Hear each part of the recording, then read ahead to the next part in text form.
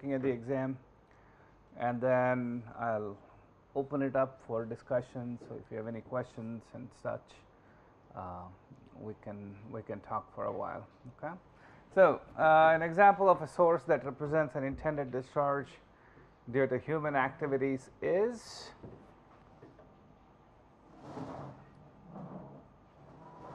what's one source that is caused, because humans intentionally discharge water somewhere. So there are many such examples.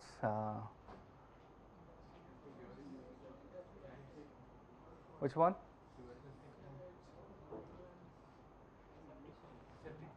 Septic tank will be one, certainly. So sewage treatments, usually we don't inject, unless you do deep well injection of some sort. Usually it's released to surface water bodies. Agriculture would be another one. Industrial effluents, it depends on where you put it in. Landfills would be another one. If you take the effluents and put it in. So those are some of the examples. Longitudinal dispersivity is an intrinsic property of the aquifer and depends upon the scale of measurement. True or false? It is true. So average linear velocity is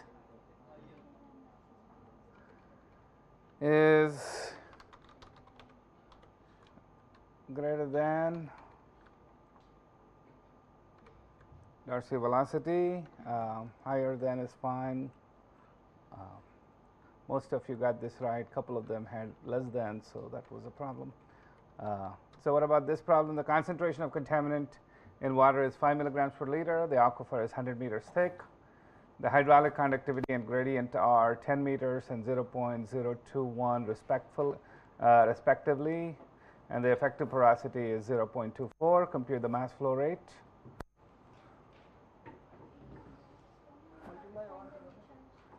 Multiply all of them.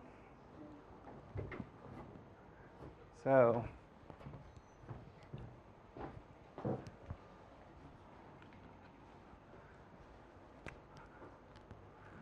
the C is equals 5 milligrams per liter, which is equal to 5 grams per meter cubed. Okay, and my Q, so my loading, since I want the mass flow rate, which is the mass loading, it is equal to Q times C. Okay, and I'm only interested in the magnitude, so the negative sign really doesn't matter. So Q is equal to minus K dH over dL times A, right? So Q equals minus K, how much? K was given to be 10 meters per day. dH over dL is given to be 0.021. What about our A?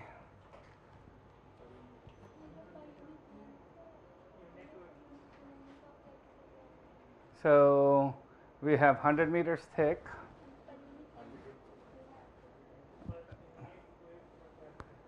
So per unit width, okay. So 100 times 1, okay. And that will be equal to, I'm just going to take the modulus, 10 times 100 is 1000 times 0.021 is 21 meter per meter, right, times, so my, which is equal to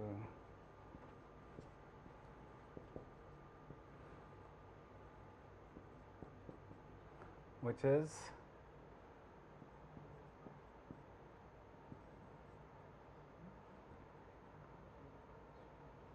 this is 5 grams per meter cubed.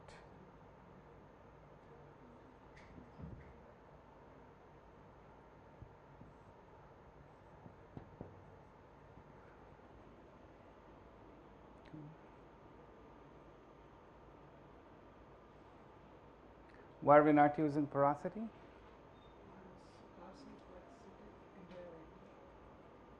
The flow rate implicitly means the water is only flowing through the pores. Okay? When we want to calculate the velocity, we have to divide it by the porosity to assume that the flow is only taking place over that. But your flow rate implicitly assumes that the flow is only going to take place through the pores. You don't have to correct for it because this is so many meter cube of water per liter of water. So the answer there would be 105 gram per day per meter cubed.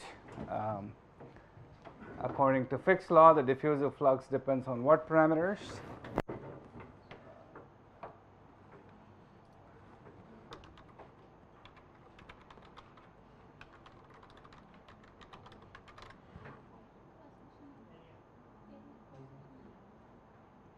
Flux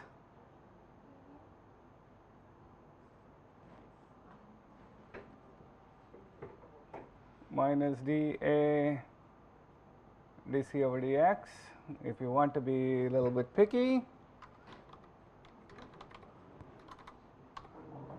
it is proportional to the porosity because the flow is only taking place in the what do you call the pore spaces. The diffusion is only taking place in the pore spaces.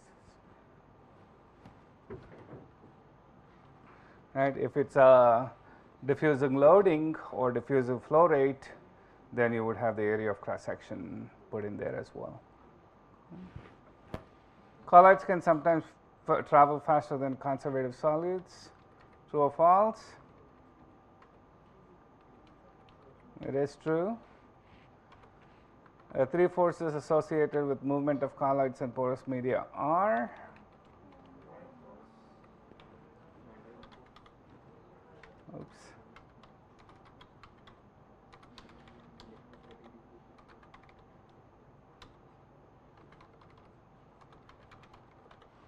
what else?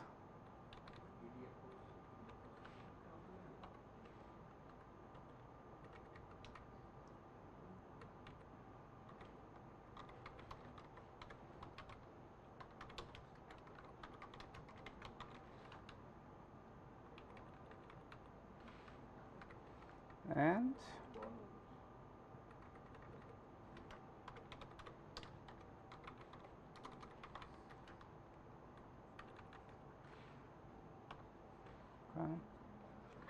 van der Waals forces are directly proportional to. So if you didn't know 7, by when you got to 8, you should have said, "Oh, I know what 7 is." Like, so van der Waals forces are directly proportional to dash and inversely proportional to dash. Directly proportional to the size or the diameter.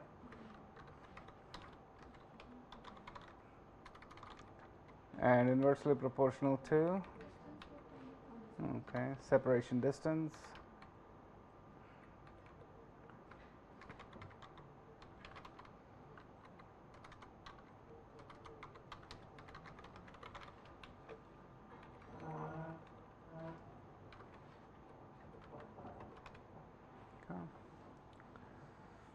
Adsorption process is represented using a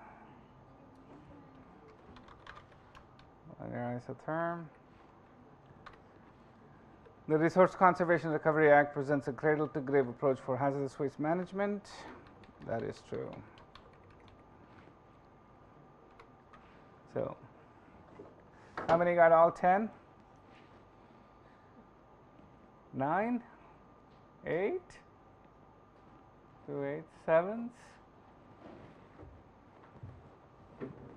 Okay. So this problem, the hydraulic conductivity of a sand and gravel aquifer is 30 meters per day. The land surface elevation and the depth to water table are measured from depth to water table measured from land surface datum are presented in the table below. Compute the gradient along x and y axis as well as the resultant gradient in the direction of the groundwater flow. How long will it take for a pollutant to reach a well that is 100 meters from the source? So, conceptually,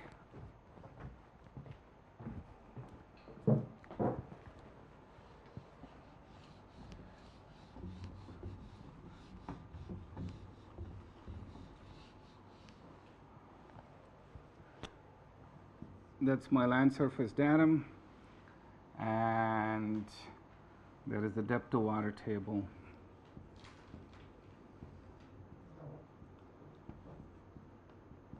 And the well ends somewhere here. This is my equals 0. So I take, to get the hydraulic head, all I do is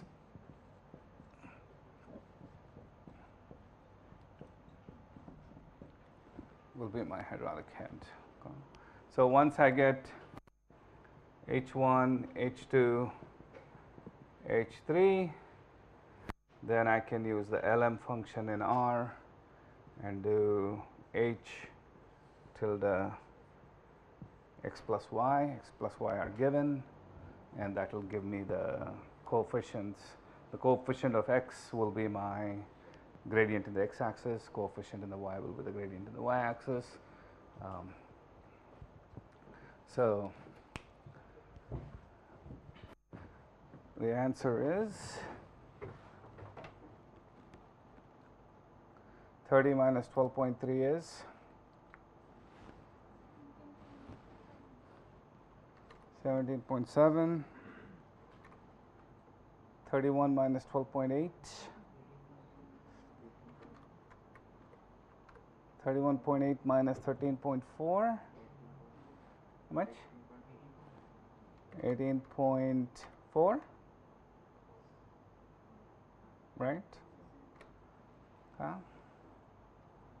So I can open R. I don't have R on this, but I don't think we have R, do we? We can do it in Excel just for.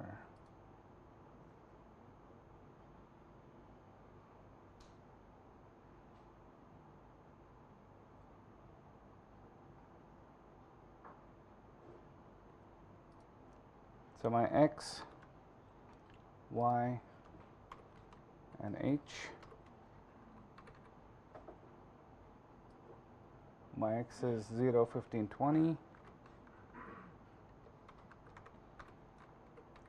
And my Y is 15, 0, 20.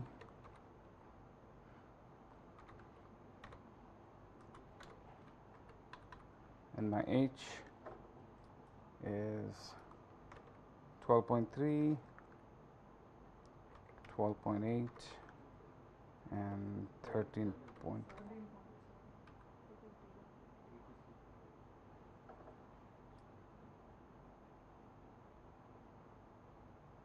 Oops, sorry. Oh, got it wrong. Okay, 17.7, 18.2, and 18.4.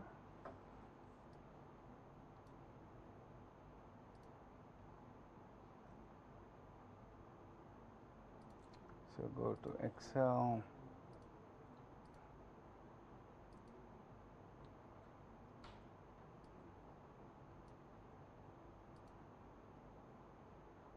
Options, add-ins,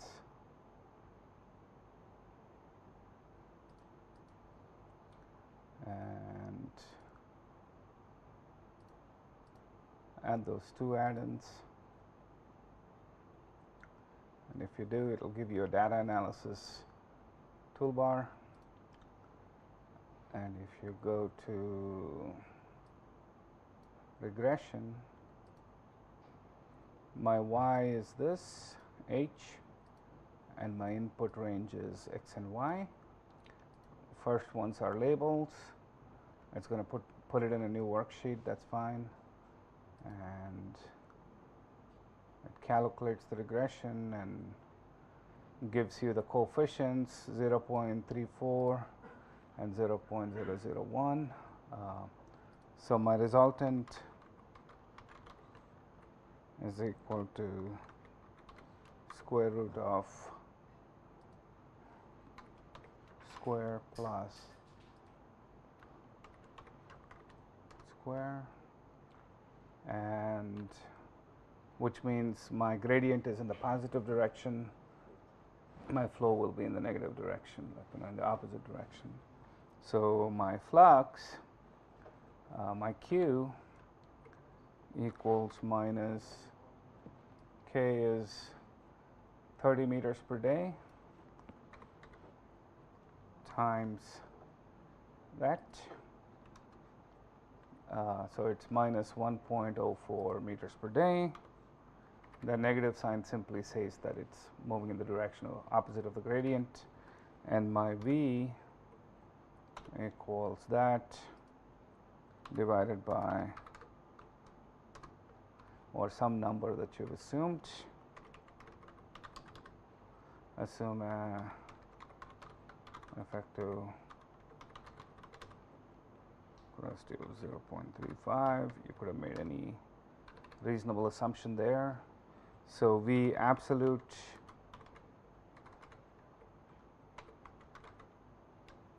that's just the magnitude, meters per day.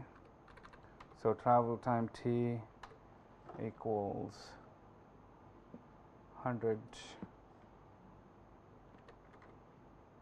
divided by that, which is about 33 days.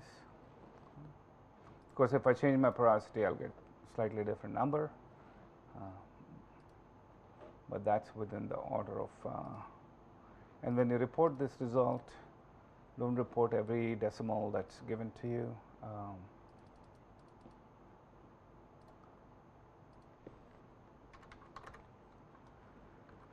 Probably keep your velocity to 2 decimal places, and then your travel time to probably round it up to next day.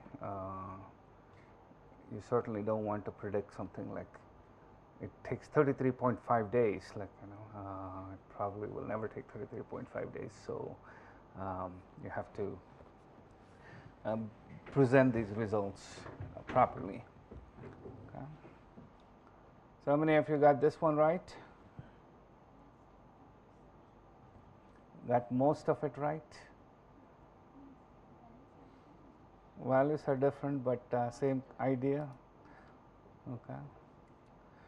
So the other one was a 10-meter sand filter is proposed as a pretreatment to remove pathogens from a septic tank contaminated groundwater. The coliform bacteria concentration was 500,000 counts per 100 milliliters. The median grain sand diameter is 0.3 and the effective porosity is 0.3. Assume the collision efficiency factor to be 0.026 and the collector plate efficiency to be 0.05. The water from the filter is to serve a household of 10 people, and an average per capita consumption is 135 liters per capita per day. Assume the diameter of the filter is 1.25 meters. Calculate the concentration of the coliform bacteria at the end of the filter. Assume steady state conditions. So that problem is exactly this. You just solve for this equation. C is equal to C naught e to the power of minus kV over x. And then you've got, you know, all these parameters here to get your K.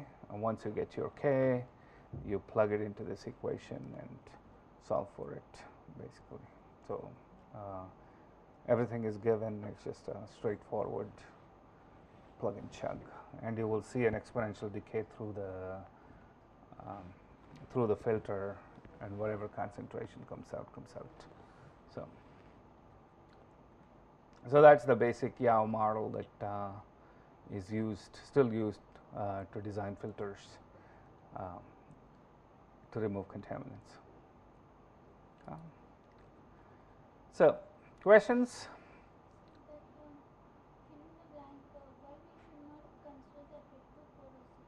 Which one? Fill in the blank. Fourth.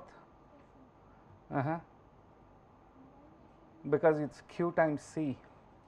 Q is a flow rate. The flow rate is always with respect to water.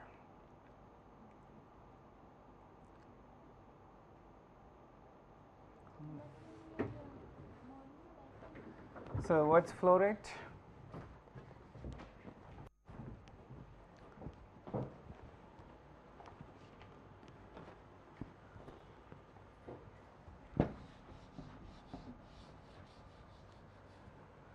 So I have a cross section. Let's say there are some pores, right? So those are your rocks or sand grains, and there is a certain flow coming here, certain flow coming here, certain flow coming here, right? So if I somehow channel all these flow, collect it in a tank, and measure it over time, I get my Q.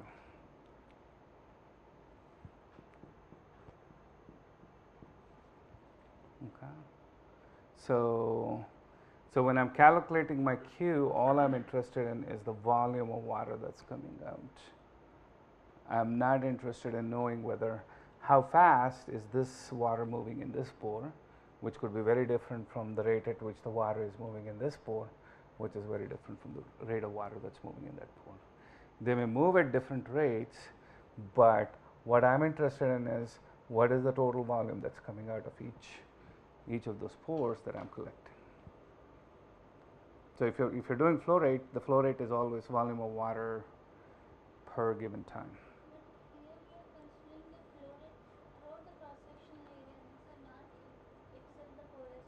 Correct. Throughout the cross-sectional area, the flow is there. But implicitly, we know that the water will only flow through the pores, not through solid grains.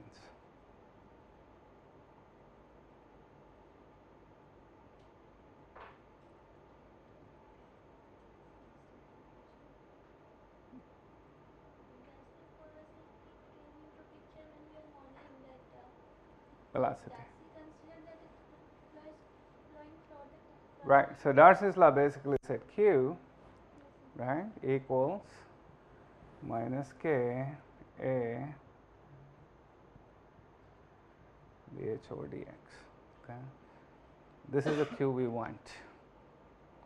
Okay. So we know this. We know this. This area was the entire cross section. Darcy did not say, I'm only going to take the cross sectional area of the pores. Okay, so he's going to take the entire cross sectional area. So for us, this entire cross sectional area would be 100 meters in that cross section times a unit width in this plane. Okay, so there is no porosity. Where is the porosity term in this? If I take this Q and divide by A, right, I'm dividing it by the entire cross sectional area, correct? So that will give me my specific discharge Q. Okay. But a solute will not move through this, it will only move through these pores. Okay. So when I average for the movement of that solute, I should only consider the fact that they are only moving through the pore area.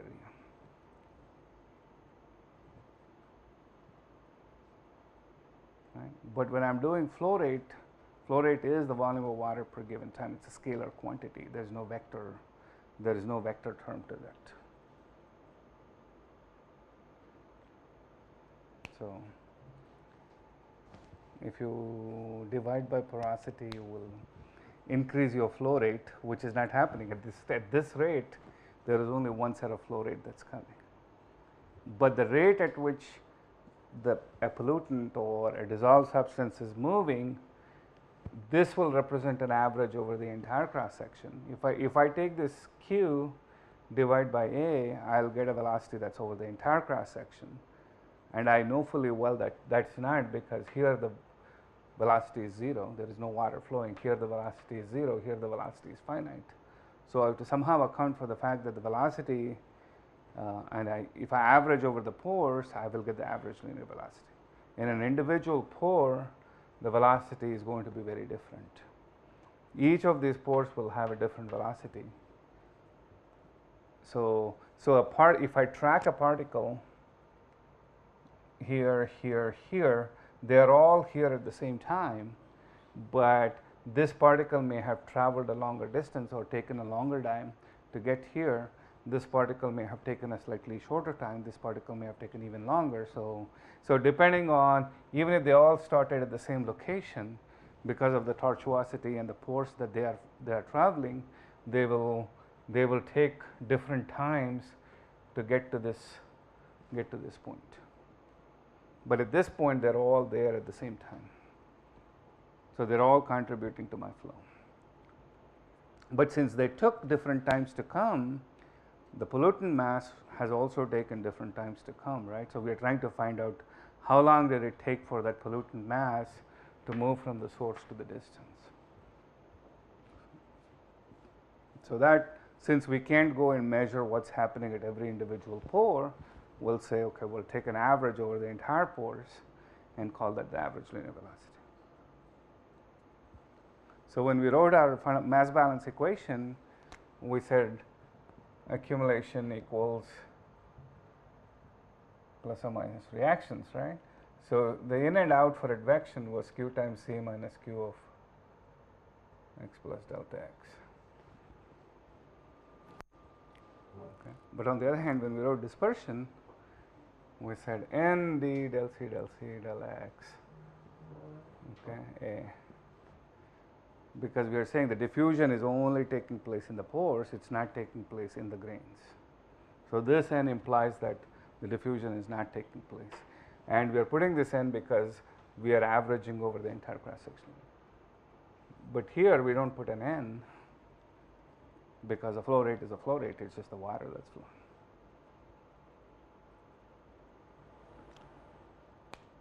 Okay. Similarly, when we do K, we only take the volume of water because this is milligrams per liter of water. Okay. So by convention, Darcys Law measures our flow rate over the entire cross section, even though the water is only flowing through the pores. And so when we say flow rate, we know the sands are not flowing, so it's only one. It represents water.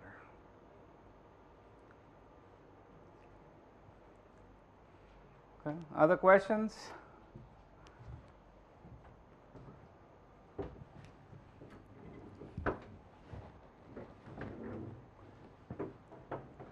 General questions on. So that was the exam. Basically, the feedback from the exam is, you should learn some programming and think through the process. I think if I give you straightforward questions, everybody will answer it. And if I twist it a little bit, takes a little bit of a time. But that's what differentiates people, right? So you should. That comes with practice. So people talk about Bloom's taxonomy these days, so. There is a very simple level of learning. So that's what we learned in high school. So everybody knows what Bloom's taxonomy is. If not, we'll just open and see if we can find a picture.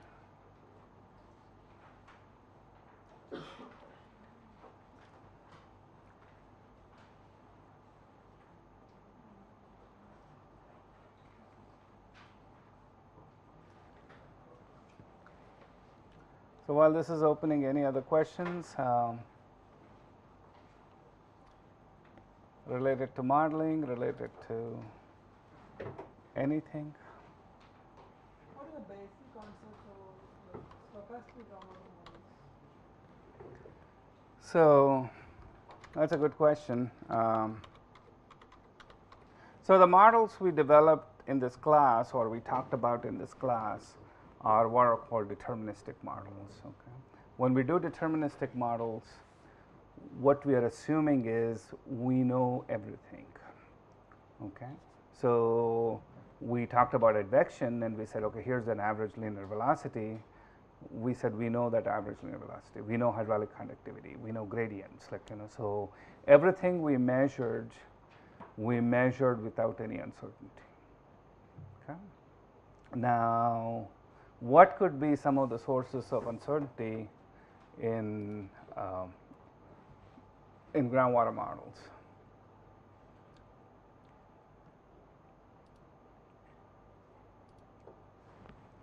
Okay. Do you think we will know the water levels will fluctuate, right? So if I went and took measurement on a certain day, I will get certain water levels. If I do it on some other day, I'm going to get certain other water levels. Okay. So there is some natural variability to our system. When we talk about hydraulic conductivity, we have averaged over that representative elementary volume. Remember, I talked about how that representative elementary volume is, and we are taking an average over some size.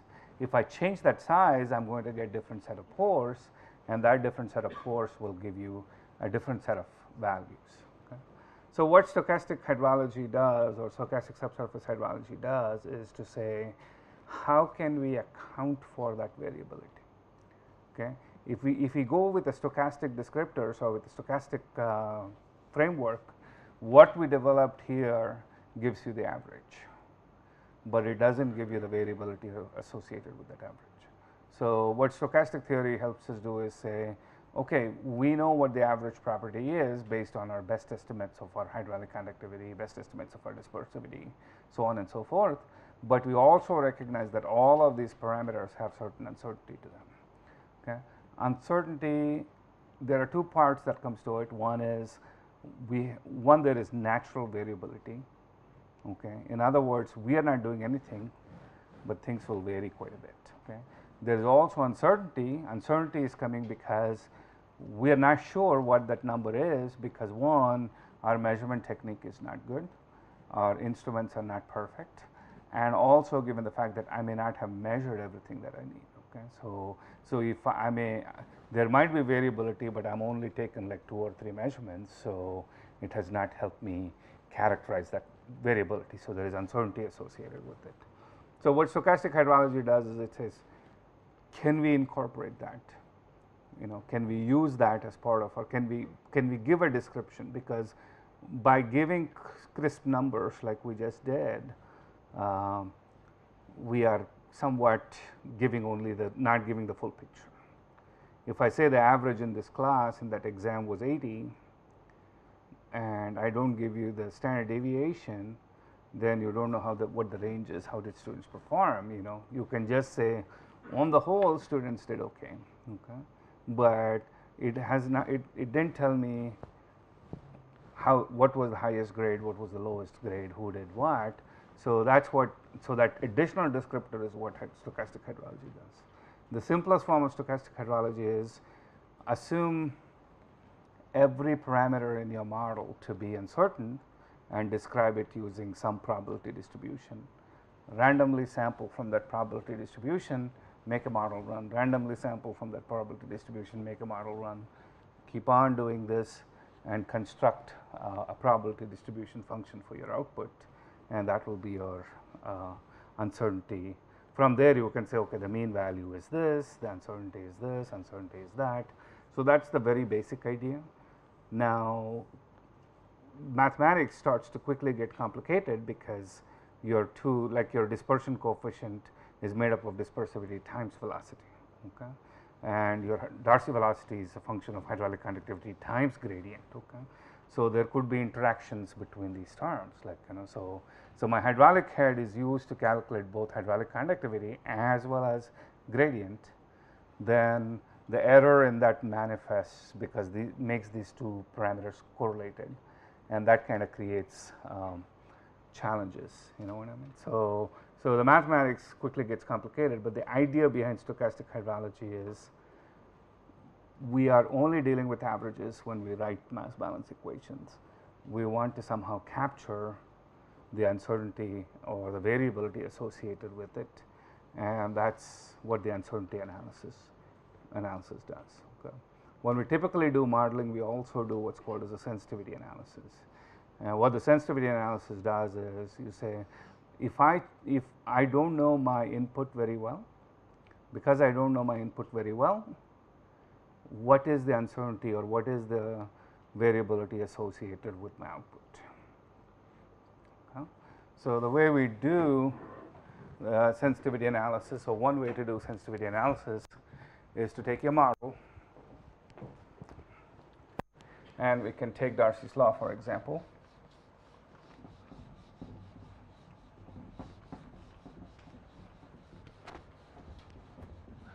And we say,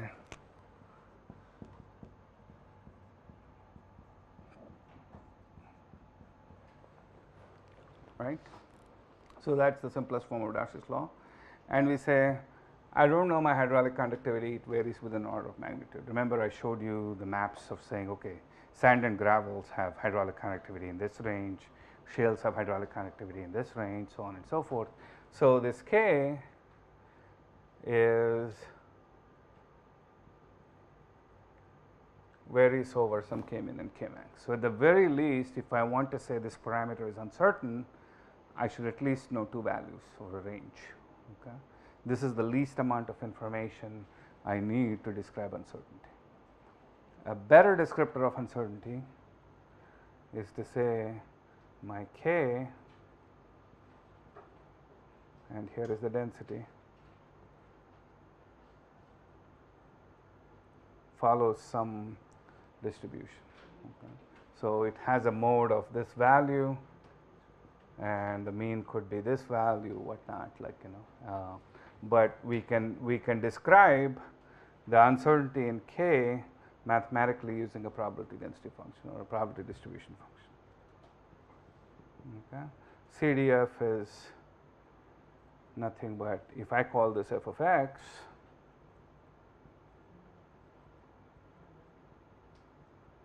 is the cumulative distribution function. Okay. The area under this curve will be equal to 1 because it's sum of the probabilities. The maximum value for this is 1 because it's a cumulative distribution.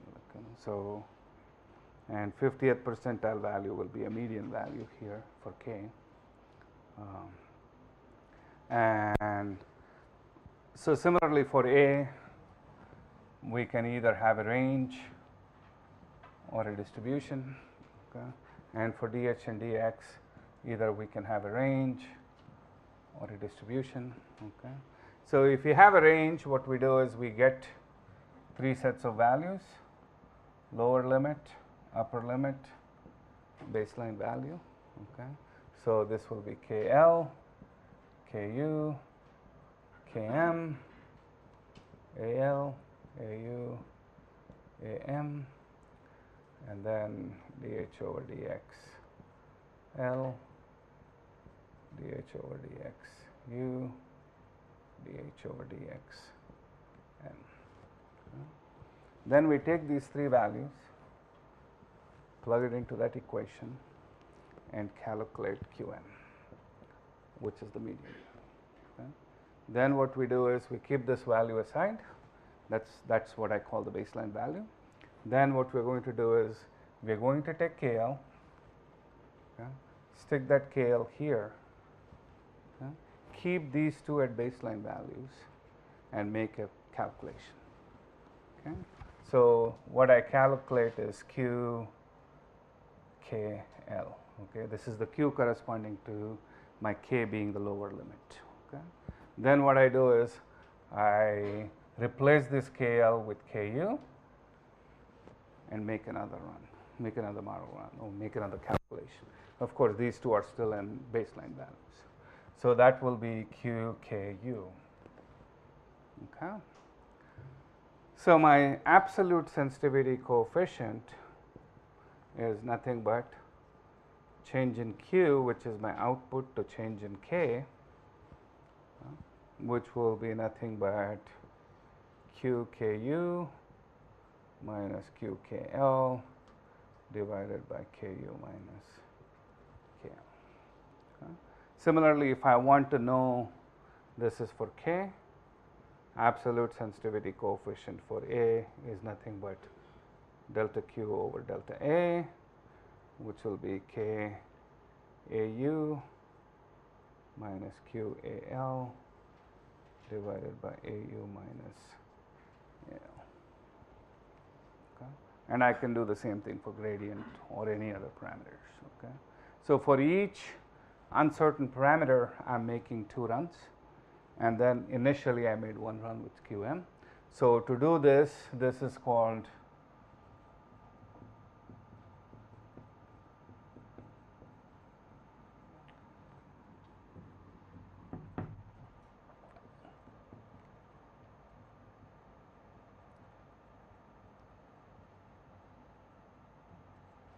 analysis. Okay. And what it does is you're changing things one at a time, and you're changing it in the lower limit, you're changing in the upper limit, so you're changing it twice. So you need to make total of 2n plus 1 model runs for this to happen. Okay. And you can calculate the absolute sensitivity coefficients. The problem with absolute sensitivity coefficients is they have certain dimensions. This could be in meter cube per day divided by meters per day. So this absolute sensitivity coefficient is in meters squared, whereas here this is meter cube per day divided by meter squared. This absolute sensitivity is in meters per day. So as a result, I can't compare these two numbers. They are not one and the same. So we create what's called as a relative sensitivity coefficient, and we write our relative sensitivity coefficient of K is absolute sensitivity coefficient of K times Km over Qm. Okay. Similarly, I can write my relative sensitivity coefficient of A is the absolute sensitivity coefficient of A times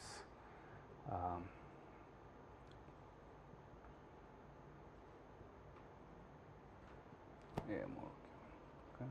Now this is dimensionless because the denominator has A, numerator has A, denominator has QM, numerator has QM, so the dimensions cancel out.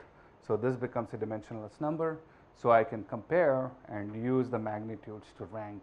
The negative sign simply implies that there is an inverse relationship. The positive sign implies that there is a direct relationship, but if I neglect the signs and then just take the magnitudes, then they'll all be numbers, and the larger the number, the more sensitive that parameter is. The smaller the number, the less sensitive that parameter is. And what we do is we go and say which parameter has the most sensitivity, and we want to make sure that we get a really good estimate for that most sensitive parameter, because even small changes in that parameter will manifest as large changes in your output. Because if the sensitivity has to be high, either this number has to be small or this number has to be large. Okay. So if this is small, if this change is small, but this change is very large, that means that the parameter is very, very sensitive. So those parameters we certainly want to go get a very good estimate. Okay. So, and then there could be some numbers where we make this change quite a bit, but it still doesn't change as much, then it's not very sensitive. So we say, okay, if you have good data for it, great. If you have a reasonably good data for it, we can go with it because it's not going to affect my model result outcome too much. Okay. So this would be a very simple sensitivity analysis, and we can actually take these absolute sensitivity coefficients and get an estimate of uncertainty and say that the variability of Q is sigma of absolute sensitivity coefficient of the ith parameter times the standard deviation of that ith parameter. So if you know the standard deviation of your K, you square it, you get the variance, and then you multiply it times the absolute sensitivity coefficient, and you will get the variance of this. Okay, so it's just okay. So for all those parameters, so that is based on the assumption that all parameters are normally distributed, which may not be always the case. So a better way to do this would be to describe a distribution for each of these uncertain parameters, and then we randomly sample a k, we randomly sample a, we randomly sample a dx, make a model run, store that q, go back, randomly sample another k, another a, another u, and then make a model run. So we do this thousands of times, 10,000s of times, and that's called Monte Carlo simulations. So every time we do, we are getting our q, we are running our model. So at the end, we will have 10,000 q's. We can construct a distribution, we can plot a histogram, or we can construct a distribution, and that distribution will completely tell us what the uncertainty in the q looks like because of the uncertainty in my inputs. Okay. Of course, computationally expensive, right? You're making thousands of model runs. If you have a very large model, you may have about 50, 60 parameters, two-dimensional, three-dimensional, you don't know your source, you don't know when the release happened, you don't know your dispersivities, longitudinal, transverse, vertical, you don't know your hydraulic conductivities. So pretty soon your parameters go up, which means the number of model runs you have to make also goes up. Okay. So good news is these days most of even your laptops have about 8 cores, okay, 4 cores, 6 cores, 8 cores, depending on the laptop you have, and you can actually most times programs only use 1 core of that. So there are 3, 4 other cores just sitting there doing nothing. So typically your operating system operates on 1 core, and then there are 3 cores, and your most programs operate just on 1 core. So there is plenty of space. So we do what's called as a multi-threading application or a multi-core application, where we say make this number of calculations on this core, make this number of calculations on this core, makes this number of calculations on this core, so that all 3, 4 cores of your models are running at the same time, and then they'll provide the results. And if you're not happy with that, and if your model is even bigger, then we say we'll hook this computer, make some calculations on 3 cores of this computer, and make set of calculations on 3 cores of computer. Because remember, every time I'm taking a random sample and running, this sample is nothing related to that sample. Like this is what computer scientists call an embarrassingly parallel application, because we can run each of these 10,000 runs in parallel. As a matter of fact, if I had 10,000 computers, I could make 1 run on each computer and be done in a few seconds. Of course, collecting all the data and putting it together will take me a few seconds, but that's the general idea behind parallel computing. Is we can take that, we can do calculations like this, which would take a long time to run because we would sequentially run them one after another. Now we can run them in parallel, because and it's R can do parallel. You can do parallel things with.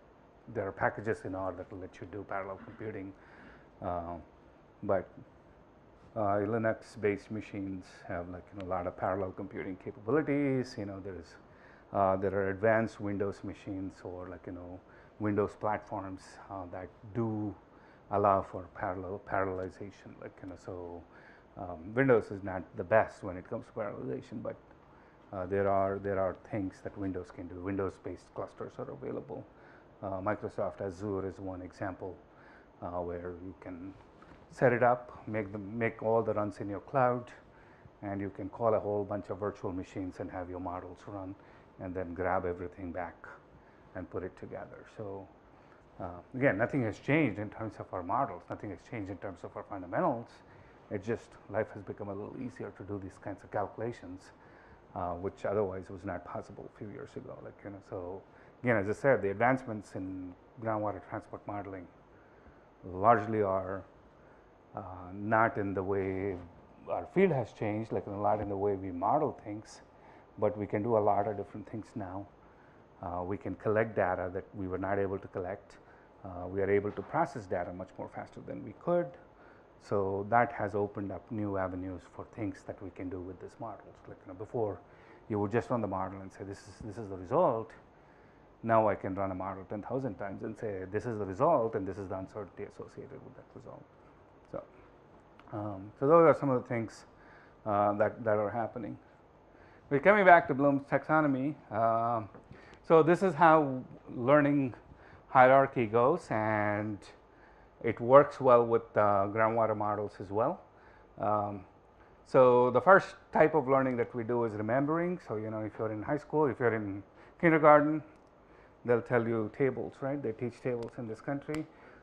They don't in the US anymore, but by and large, we are learning by rote. Like, we are like, this is very basic information that you have to remember. The second step of your learning is understanding concepts, right? So there are a few things that you have to remember. You need to remember Darcys Law. You need to remember what a flux is. You need to remember what a mass learning is. Those are some very fundamental concepts of models that you have to remember. Understand. You need to understand how to apply these things, when to multiply it with porosity, when not to multiply it with porosity, are some of the things that are very fundamental understanding that you have to do. Why do we put an n in front of our fixed law? Like, so things like that deal with your understanding. The second part is applying models. So this is where coding and programming comes into play. You need to be able to take those equations and write code to make things work. Like, so you should be able to apply them. Applying also implies that you take the theory that we have and apply it to a problem. So I showed you a class and said, we want to build a landfill. We want to do certain types of modeling. We did a very simple model, but it was still very effective in the sense that we had very little data, but we still took a model and we made assumptions and we said, this model will work for us for the following reason. So that's applying the model to field conditions. And of course, analyzing the results. Do they make sense? Are they consistent with the measurements that we're seeing in the field? So on and so forth. That's the analysis part, and drawing connections. And then evaluate and create. So evaluation is saying, okay, what does this result mean? Like, so we got these results, we analyze them, we feel that these results are good. Now, what does it mean to practical conditions? Like, who is at risk, who's not at risk, how long will that risk persist, what type of actions do we have to take? So those are some of the things that we analyze or evaluate from a model. Like, we can also evaluate multiple scenarios. We might say, okay, we want to do this type of remediation. Typically, our evaluation always has this do nothing scenario where we say, if we do nothing, what happens? And then we use that as a baseline to say, how can we improve from that do nothing scenario? If your technology only does very little from that do nothing, then you're better off doing nothing than putting millions of dollars into the technology. Like, so that gives us a baseline. So we always run a business as usual or a do nothing scenario, saying, if I leave that leak in place, what's likely to happen? Because that will tell us, okay, anything you're doing in addition to improve that situation has a benchmark from which we can assess whether it's right or wrong. Okay. Eventually, creation of new work. This is like, putting new models together, looking at new theories, finding new ways to run models. I talked about parallel applications and things like that. So that would be the higher level of learning, or like a higher level of modeling. So our modeling process again follows the Bloom taxonomy, which is very similar to what the way we learn. Like, so at lower grades, we learn to remember. At higher grades, we start to understand. Eventually, in PhD, we create new knowledge, which is why that's the basis for getting a PhD. Masters, you analyze and evaluate. So, you're doing some higher level thinking. At an undergraduate level, here's a formula, I'm going to apply it and get an answer. Like, so this is more an undergraduate level thinking. So what Bloom's taxonomy says is, as you move further, you have to go higher and higher. So the same thing with modeling. Like, so when you start modeling, you have to remember a few things, you have to understand a few things. You should know how to apply these models, otherwise models are just theoretical tools. How to analyze data, how to evaluate model results, uncertainty is a big part of that, and then eventually create new ways to do improve our modeling practices. So with that, Dr. Gupta is here, which means the time has come to stop. Yeah. Okay. So if there are any other questions, yeah, you have question.